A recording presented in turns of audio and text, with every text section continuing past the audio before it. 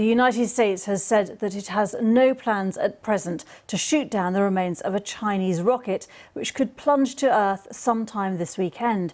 A section of a Long March 5B rocket like this one, which was used to deliver part of a Chinese space station into orbit last week, is tumbling out of control above the planet. There are fears it could bring with it a shower of scorching metal debris when it falls back to Earth. And this map gives you an idea of where the debris might fall. In theory, everywhere from Newfoundland in Canada to New Zealand could be affected, although the law of averages suggests the debris is most likely to come down somewhere in the sea near the equator. China says the risk of damage is extremely low. Well, CBS correspondent Laura Podesta joins me now from New York. And Laura, how worried should we be that a lump of rocket could fall on our heads in the next 4 days? You know, I think that there is reason to be concerned, but what we're hearing from experts and from officials here in the U.S. is that it is most likely to fall potentially in water. 70% of the globe's surface is covered by ocean, so the likelihood of it falling on a very densely populated area is small. It's more likely that it would fall into the water. There have been some projections that it will land over northeastern Africa tomorrow, perhaps Sudan. Sudan is 50% desert. It's within the Sahara, and it's sparsely populated. There are about 42 million people who live in Sudan. But again, there are so many factors that go into where this rocket and where the remnants of the rocket could land. Everything from solar flares from the sun, making it so that it would go off kilter and move several miles from where they're projecting it.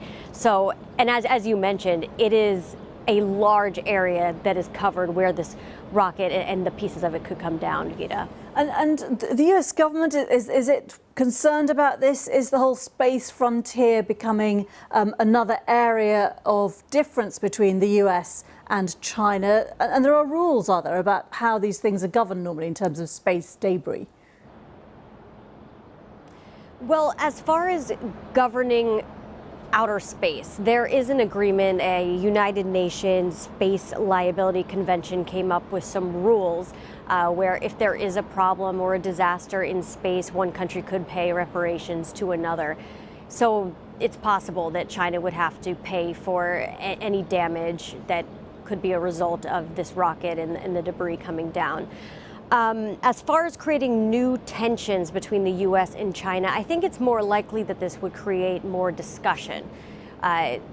When speaking before the press yesterday, the White House press secretary really didn't lay blame to China, so perhaps using vocabulary that wasn't pointed and wasn't dramatic might be they might really be trying to temper this in order to not spark new tension with that country.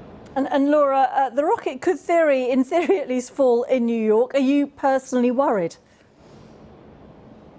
You know, I'm not worried. Really have faith in the U.S. government that if it were to come close to New York City, the most densely populated city in the United States, that they would have the capability to shoot it down or at least move it off course through some heat-seeking missile or whatever they have in order to bring down something like this. So no, I'm not concerned.